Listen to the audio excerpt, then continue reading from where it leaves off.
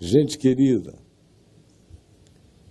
hoje nós temos a ceia do Senhor aqui e nas casas de milhares de pessoas espalhadas pelo Brasil e por toda a terra, gente em todos os lugares e em todas as nações. A esse momento, em fusos horários diferentes, já separaram o pão, o vinho e vão participar conosco, alguns sozinhos, outros com a esposinha, outros com a família, outros com um grupo grande, outros estão vendo no telão, gente em todos os lugares. Então, é para você aqui, meu amigo, meu irmão, e para todos vocês, em qualquer lugar, em qualquer circunstância ou situação, que em nome de Jesus eu dirijo a palavra que eu agora, em nome do Senhor, desejo dirigir a você. Está aqui em Lucas, no capítulo 22, Lucas 22,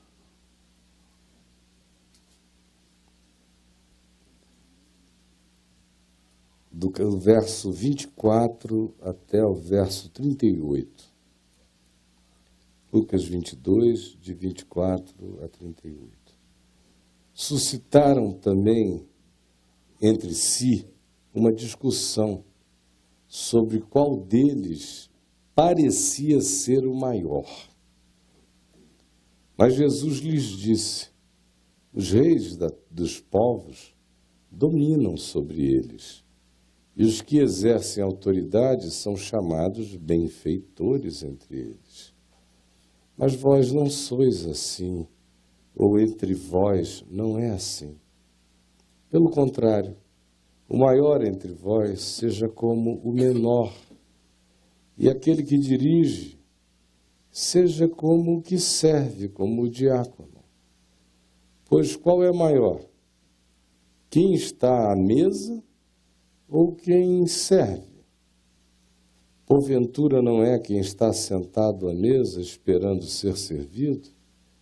Pois no meio de vós eu não sou como aquele que está sentado à mesa esperando ser servido. No meio de vós eu sou como aquele que serve. Vós sois os que tendes permanecido comigo nas minhas tentações. Assim como meu Pai me confiou um reino, eu vou-lo confio, para que comais e bebais à minha mesa no meu reino, e vos assentareis em tronos para julgar as 12 tribos de Israel. Simão, Simão, eis que Satanás te demandou, e vos demandou, vos reclamou, para vos peneirar como quem peneira o trigo. Eu roguei por ti, para que a tua fé não desfaleça. Tu, pois, quando te converteres, fortalece os teus irmãos. Ele, porém, respondeu: Senhor, estou pronto a ir contigo, tanto para a prisão como para a morte. Mas Jesus lhe disse: Pedro, eu te afirmo que hoje 3 vezes negarás que me conheces antes que o galo cante. A seguir, Jesus, voltando-se para todos, lhes perguntou: quando vos mandei irem sem bolsa, sem alforge, sem sandálias sobrando, faltou-lhes porventura alguma coisa? Eles disseram: nada. Então Jesus lhes disse: agora, porém, quem tem bolsa, tome-a, como também pegue o alforje. E quem não tem espada, venda a sua capa e compre uma. Pois vos digo que importa que se cumpra em mim o que está escrito: ele foi contado com os malfeitores. Porque o que a mim se refere está sendo cumprido aqui e agora. Então lhes disseram: Senhor, eis aqui 2 espadas. Respondeu-lhes Jesus: basta, basta, basta. Jesus disse basta para um bando de bestas. O que eu vou te dizer? Nós somos umas bestas. É o último momento. Está acabando tudo do ponto de vista histórico. O que Jesus conta para eles o tempo todo é o que vai acontecer. E o que vai acontecer é rejeição, perseguição, humilhação, morte. Mas já tinha dito a eles várias vezes: mas o Filho do Homem ressuscitará ao 3º dia. Eles, porém, não queriam ouvir essa história de morte. Não queriam. E o que acontece? O que acontece é que eles desenvolvem um bloqueio, uma negação.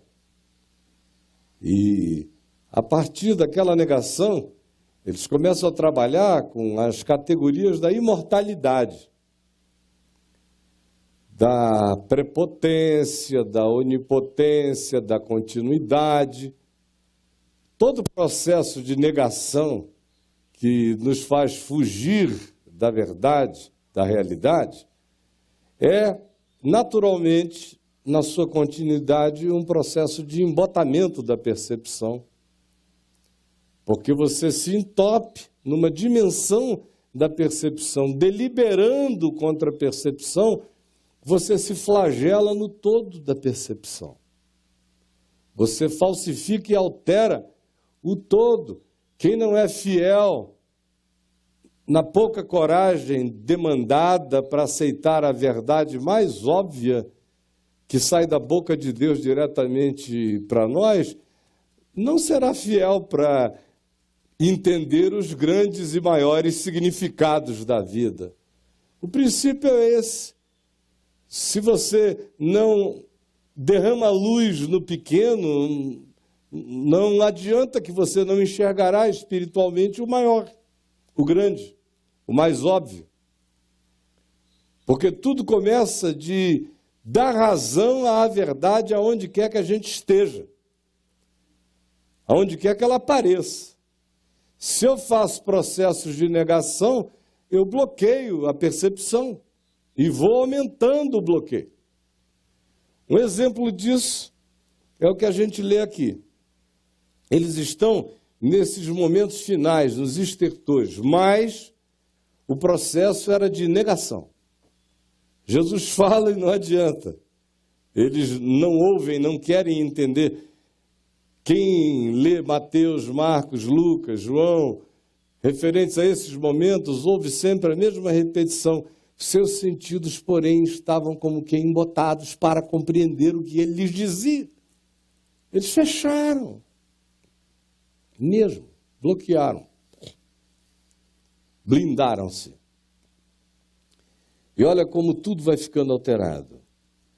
Onde a gente começou a leitura, diz que a conversa que surgiu entre eles, nesse momento próximo do fim, qual deles parecia ser o maior. Diante de tudo quanto Jesus vinha dizendo, fazendo, de repente, a proximidade da decisão de enxergar ou não, e eles sabiam que eles estavam indo para Jerusalém, estavam entrando na cidade, entraram na cidade, estavam vivendo os momentos que Jesus dizia que eram os últimos. Ele está anunciando isso o tempo todo, de maneira direta, indireta, velada, revelada, explícita, implícita, o tempo todo. E eles bloqueando, fechando, negando. E a negação é tão grande que eles anulam tudo quanto tinham sabido até então. Insistente e veementemente ensinado por Jesus, por exemplo, sobre o fato de que entre eles não havia esse negócio nem de maior nem de menor.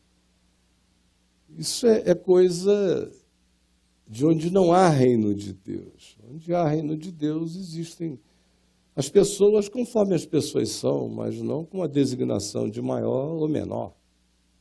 Cada um tem seu dom, cada um serve com o que tem, cada um traz o que recebeu, cada um multiplica o que de graça ganhou da parte de Deus e coloca a serviço de todos, a serviço da vida.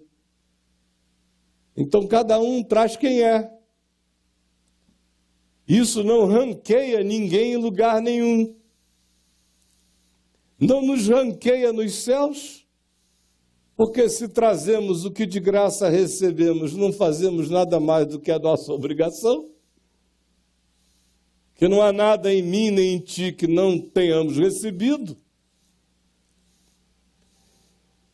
E mais do que isso, a gente entende de maneira absoluta que qualquer que seja a possibilidade que a ela venhamos a aderir, de fazermos qualquer que seja a forma de negação da verdade, isso vai bloquear o nosso entendimento para o resto. E eu dizia, a primeira coisa é esta: você perde a noção em relação ao seu significado de ser na vida. E começa a entrar em processos de medição, de ver, de aferimentos exteriores. Quem é que parece ser? Quem parece ser? É um concurso, é uma passarela. A pessoa começa a negar o encontro com a verdade, com a realidade. Quanto mais ela nega, mais ela cria fantasia. E aqui, eles estão chegando numa hora de nudez, mas o assunto que eles elegem é quem entre nós parece ser o maior. Aí Jesus lhes responde o que a eles responde. Falou, não é assim aqui, ó. Para com isso, né? Vocês não entenderam nada. E chega, logo adiante, vira-se para Pedro. Parece ser algo um tanto grupal, porque a sequência é coletiva. De repente ele volta-se para Pedro, depois ele volta-se para todos de novo. Então parece que depois desse momento, o que surge é Jesus olhando para Pedro e lhe dizendo, Pedro, Pedro, Simão, Simão, eis que Satanás vos requereu para vos peneirar como trigo. Eu, porém, roguei por ti, para que a tua fé não desfaleça. Tu, pois, quando te converteres, fortalece aos teus irmãos. Então, Pedro começou a dizer, Senhor, eu estou pronto contigo para ir para a prisão, tanto quanto para a morte. Porque isso é interessante, é que Jesus está falando a eles, já tem um tempo. Tudo que ia acontecer, e Pedro já tinha levado aquela. Quando Jesus, depois de perguntar, quem dizem as multidões que eu sou? E ele fez a boa confissão, tu és o Cristo. Eles dizem isto, isto, isso. Nós, de nós mesmos, temos visto e crido que tu és o Cristo, o Filho do Deus vivo. Aí, logo a seguir, Jesus diz, olha, mas o Filho do Homem, vocês discerniram, vai sofrer, vai morrer, mas ressuscitará ao terceiro dia. Pedro nunca quis encarar, ouvir a última frase, ressuscitará, porque admitir a ressurreição é admitir a morte. Admitir a morte, para quem não crê em ressurreição, é admitir a falência. Então, a neurolinguística essencial que a superstição provoca na gente é, eu não quero nem falar sobre esse assunto que eu não sei evitar. Nem falar. O azar é uma neurolinguística. Quando se diz para o indivíduo, olha, nem fale, que é para não chamar. Não é? Não tem essa coisa? Nem fale. Parece que botou uma isca para o negócio vir se você falar. Por exemplo, já deu para notar que eu falo em morrer com muita naturalidade, né? Toda vez que eu falo, tem alguém que bate em algum lugar, assim, não, para com isso, não sei o que. Meu Deus, vai acontecer qualquer hora. Então, para com isso, relaxa. E vamos aproveitar, né? Mas é normal. Mas a gente bloqueia. Aí, se chegar a notícia que diga que eu morri, vai ter um monte de gente escandalizada. Ai! Bom, eu vou pedir para fazer uma edição das milhões de vezes que eu falei. Ó, esse negócio é normal, é assim mesmo, viu? Para ver como a gente bloqueia. E quanto mais próximo, mais íntimo, mais a gente não quer ver, a gente bloqueia. Aí bloqueia, o que surge paradoxalmente é essa cegueira que cresce. E essa cegueira evoca os temas mais idiotas para a vida. Você não quer ver a verdade, você vai seguir uma idiotice. Ou vai se apanhar dedicando-se a ela. Quem de nós parece ser o maior? Agora, Pedro, Satanás vos requereu para vos peneirar como trigo. Eu, porém, roguei por ti para que a tua fé não desfaleça. Tu, pois, quando te converteres, fortalece aos teus irmãos. E Pedro diz, eu não vou, eu estou disposto a ir contigo para a prisão e para a morte. Aí você diz, bom, mas Pedro não estava numa de negação. Ele estava admitindo a realidade. Não, ele continua em negação. A mais terrível de todas as negações agora. Ele está começando a falar que Jesus iria para a morte para não ter que pensar na possibilidade de que ele era mais frouxo do que ele imaginava que era. Então ele pensa na possibilidade de Jesus ir para a morte para ele se incluir nisso como prova de que ele era macho de Deus. Porque é muito mais fácil você fazer essas bravatas do que encarar a tentação que já te habita. É mais fácil chegar e dizer, isto nunca acontecerá comigo, do que humildemente admitir o potencial que aquilo tem de te atingir. Tem. Aí, quem sabe, não atinja. Se eu, pelo menos, admitir o potencial que aquilo tem de me atingir. Porque se eu negar o potencial que aquilo tem de me atingir, já estou atingido. E estou totalmente vulnerável. É o que Pedro está vivendo nesse momento. Ele antes dizia que morte que nada, isso jamais te acontecerá. Para com pensamento negativo, não fale palavras negativas, não vais para a morte coisa nenhuma. Foi o que ele fez em Mateus 16. Aqui ele já diz, estou pronto a ir para a prisão, tanto para a prisão como para a morte. Mas para não encarar a verdade mais essencial que ele tinha que encarar. Porque Jesus não estava com nenhum problema em relação a ir para a morte, porque ele cria na sua ressurreição. Mais do que na morte que lhe trariam, ele cria na ressurreição que ele era. Mas Pedro não queria encarar a fraqueza que ele era, que ele carregava, que todos nós carregamos. Aí a gente entra nesses mecanismos de negação. Não estou tentado, não sinto nada, não estou nem aí, não. E aí jamais acontecerá. Encaro qualquer uma, seguro qualquer onda. Ai, nunca se esteve tão cantarolante na beira do precipício como quando esse tipo de negação se instala em nós. Talvez o galo nunca tivesse cantado naquela noite se o cara só dissesse: Senhor, o que eu faço? Porque o arrego é enorme. Eu sou frouxo mesmo. Me ajuda. O que eu faço?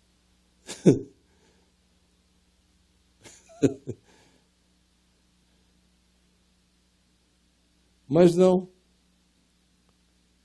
O sujeito prefere negar o que dentro dele as vísceras reconhecem. A cólica grita, o intestino fala, o corpo berra, a alma geme. E ele diz: comigo não. Comigo, com a graça de Deus, não será, só porque na graça de Deus eu estou admitindo o meu potencial enorme de errar, de não suportar, de não aguentar. E o lindinho de tudo é que Jesus diz isso a Pedro. E em momento algum ele está dizendo que o que Satanás pediu, Satanás vos requeriu, é uma expressão jurídica da terminologia romana. Vos requeriu para vos peneirar como trigo. Aí ele vai para uma imagem agrícola, a peneira para ver o que fica, o que sobra.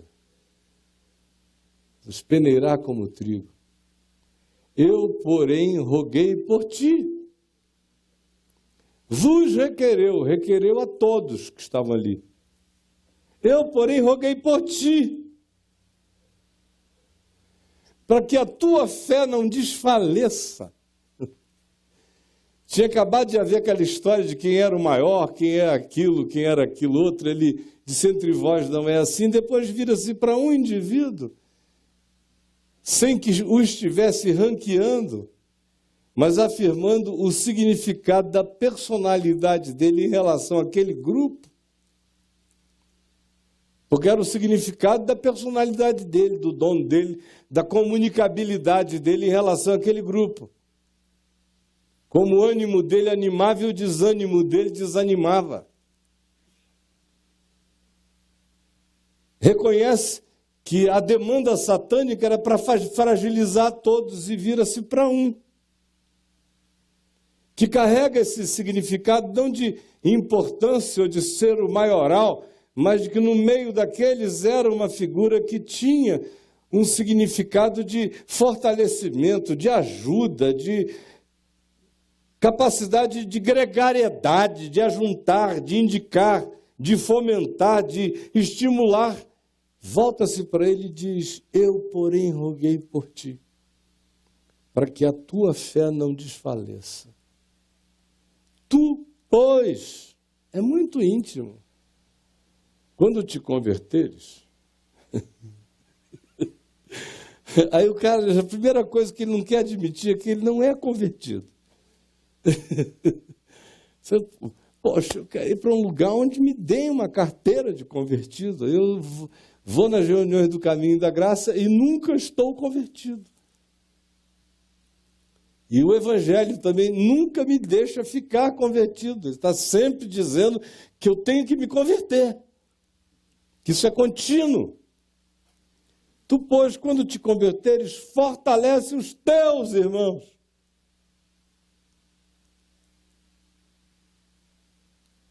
Aí o cara, ao invés de dizer: Senhor, então, ajuda-nos na nossa falta de fé, ele chega e entra num processo de negação. Agora admitindo que Jesus vai para a morte.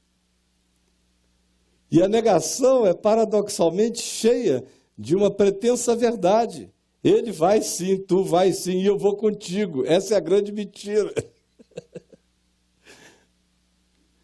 Porque o cara não quer se enxergar de que ele é potencialmente alguém com potencial para correr. Total. E todos nós somos. Aí a gente tem uma outra ilustração desse processo de negação.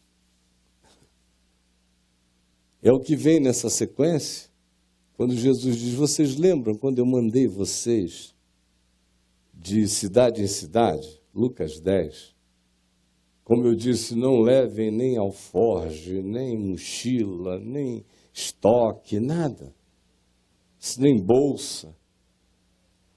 Não levem sandálias, no sentido de não levar um par para se gastar eu calço uma outra. Não, confie. Cada dia terá o seu calçado. Podem ir. Já agora eu vos digo outra coisa. Aí, e Jesus antes lhes perguntou, quando eu mandei vocês irem sem provisão, lhes faltou alguma coisa? E eles disseram, nada, Senhor. Nada nos faltou. Aí, Jesus disse, eis que agora vos digo outra coisa. Quem tiver uma bolsa, pegue. Quem tiver uma sandália, duas, carregue. E quem tiver uma túnica, venda-a. E compre uma espada. Para se cumprir o que foi dito na escritura passada. Ele será contado como malfeitores.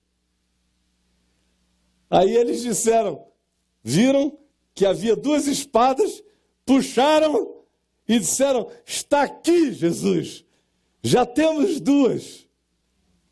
Aí Jesus chega e diz, basta. O que esse basta quis dizer, hein? Primeiro, olhem só que coisa extraordinária, como a psicologia humana é a mesma o tempo todo. Você vem nesses processos todos de negação, você deixar a apreciação da realidade, ficar querendo viver de fantasia, de aparência, quem é, quem não é. Mas se desconstrói isso, você já parte para um outro extremo, também de negação. Bom, eu não sou o maior, mas eu sou forte pra caramba. Eu não sou o maior, mas eu aguento a barra, eu vou para a cadeia, eu vou para a prisão, eu encaro essa, eu tomo todas no peito.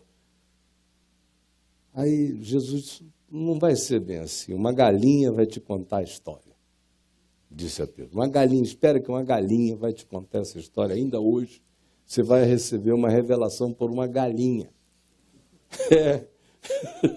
Vai te trazer a revelação. Quem é você? O maravilhoso é que é uma galinha, é um galo, porque é a mesma coisa. Você é só um galinho. Na realidade, você é um pintinho, rapaz. Pedinhozinho. Mas a negação, eu sou mais forte. E agora a gente não quer encarar a realidade? A gente monta um cenário. Parece que o que Jesus estava pedindo a eles era para montar um cenário. Porque o texto bíblico que Jesus citou dizia, e ele será contado com os malfeitores. Jesus disse, escuta, quando eu mandei a primeira vez vocês irem e vocês fizeram o que eu mandei, faltou alguma coisa? Eles disseram não. Agora eu estou dizendo outra coisa. É o oposto daquilo. Guardem. Antes eu disse deem. Agora eu estou dizendo guardem. Agora eu estou dizendo acumulem. Agora eu estou dizendo peguem uma espada, vendam qualquer coisa e armem-se. Aí eles, irrefletidamente, você veja o que é não querer encarar a verdade. É o que faz o cara pular de um polo para o outro, o tempo todo, não entende nunca. Ele não quer aceitar a verdade sobre quem ele é, ele não vai entender nada de nada da palavra de Jesus, nem da vida. Aí Jesus diz isso a eles, mandando que eles agora se tornem o oposto de tudo que ele ensinou, e eles dizem, tá fácil essa, puxam logo duas espadas. Vamos cumprir a profecia. É o surto de quem não quer se encarar, é achar que consegue cumprir a profecia para Deus. Eu acho tudo extraordinário. O cara entra nessa. Também entra nessa de que vale tudo, não é? De que o que Jesus disse, ele pode mudar tudo que ele disse para o lado de cá, e agora ele está dizendo, caia, não saia no cacete, puxem da espada, o mover é outro. E os caras puxam e dizem, aleluia! Mas encararem-se, não. Entender sua tentação, sua presunção, sua idiotice, não. Mas vão ao extremo de quererem fabricar, manipular resultados para o reino de Deus. Como se Deus precisasse do teatro humano para cumprir a profecia que dizia outra coisa. A profecia dizia que ele seria contado entre malfeitores. O que eles tinham que ter dito é dizer, então, olha, eles devem estar chegando, porque graças a Deus isso nós não somos. A gente é fraco, a gente está com medo, mas nós não somos os malfeitores. Essa é uma profecia que nós não nascemos para cumprir. Mas quando o cara não quer enxergar a verdade mais básica sobre quem ele é, ele não enxerga mais nada, foi o que eu disse no início. Instala-se a idiotice, a burrice. Esse basta de Jesus é um basta tudo. Por último, é um basta a idiotice. Basta. Ai.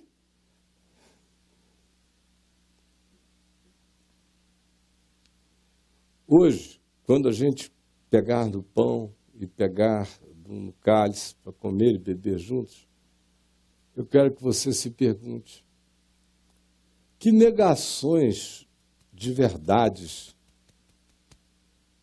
sobre você, seu coração, sua natureza, suas tentações, suas invejas, suas doenças, suas desvirtudes, suas culpas que você não quer olhar, tratar. Tudo aquilo que você diz, não quero ver, não quero ouvir, não quero tratar, ou não tenho nada a ver com isso. Não tenho nada a ver com isso.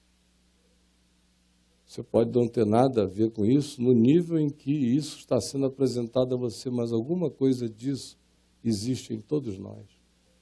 Alguma coisa de tudo existe em alguma medida em todos nós. Essa é a primeira coisa que eu tenho que enxergar. Para eu não me idiotar, mesmo que supostamente eu viva na presença de Jesus. Vocês vejam, esses caras andam com ele e não aproveitam o Evangelho porque tem uma negação instalada. Estão do lado, ouvindo da boca, a palavra que sai da boca dele. Mas ela não é compreendida porque eu não quero me enxergar. Eu não quero me converter. Não quero admitir. Então, quando o pão e o vinho chegarem a você, eu quero que você o coma e beba desses elementos com essa pergunta ou com essas perguntas no coração. Quais são esses mecanismos de negação dos quais eu fujo, em razão dos quais eu me emburreço, eu atraso a minha vida, eu não compreendo nunca, eu estou sempre com foco errado, eu não quero nunca me encarar, acaba ficando pior, porque quem não se enxerga vai tropeçar, inevitavelmente. E quem entra em processos de negação, se tem coragem de negar a verdade no coração, terá também a coragem de tentar fazer manipulações do lado de fora, arranjar duas espadas para fingir que a gente é uma quadrilha. Cumprir artificialmente a profecia.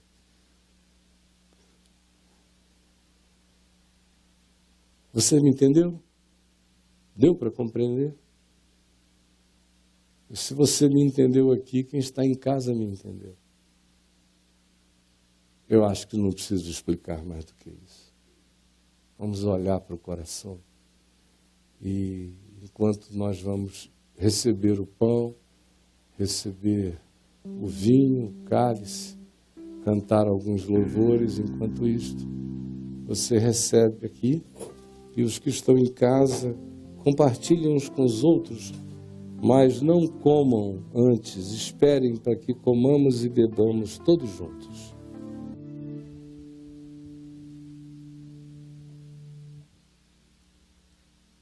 Na noite em que o Senhor Jesus foi traído, foi também a noite na qual ele disse basta. Foi nessa viagem que a traição e tudo mais acontece.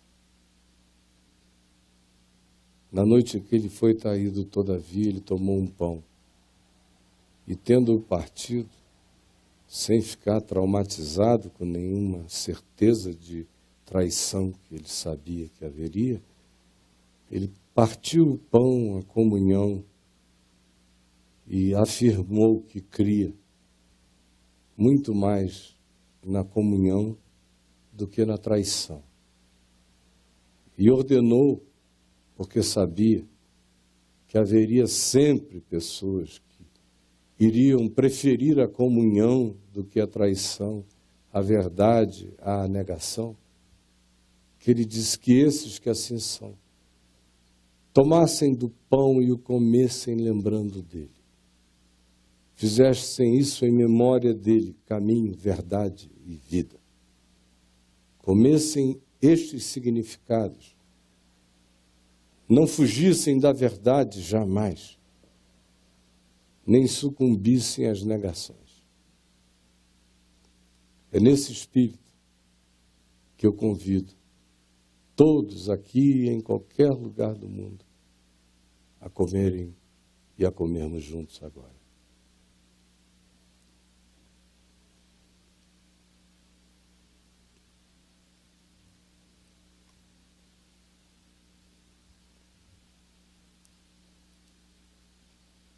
Depois de haver ceado, ele tomou um cálice e o deu aos discípulos, dizendo-lhes: este cálice é a nova aliança, é o Novo Testamento, é um testamento novo de Deus com os homens, feito no meu sangue.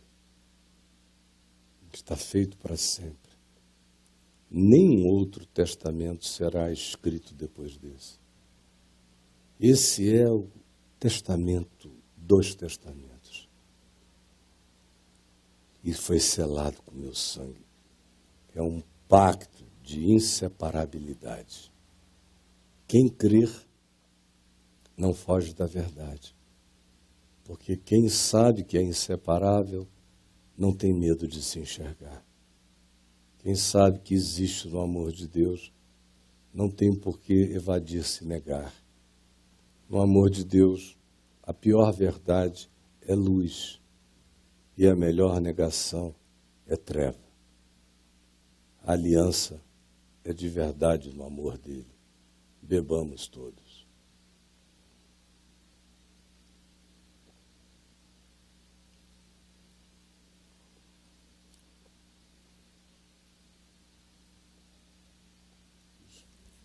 Vamos ficar em pé, todos nós. Vamos dar as nossas mãos, meus amigos queridos. Vamos pegar aqui atrás, ó, isso. Maravilha. Pai nosso que estás nos céus, santificado seja o teu nome. Venha o teu reino. Seja feita a tua vontade, assim na terra como nos céus. O pão nosso de cada dia nos dai hoje. Perdoa as nossas dívidas, assim como nós perdoamos os nossos devedores. Não nos deixes cair em tentação, mas livra-nos do mal, pois teu é o reino, o poder e a glória para sempre. Amém. Aleluia. Aleluia. Louvado seja o teu nome, Jesus.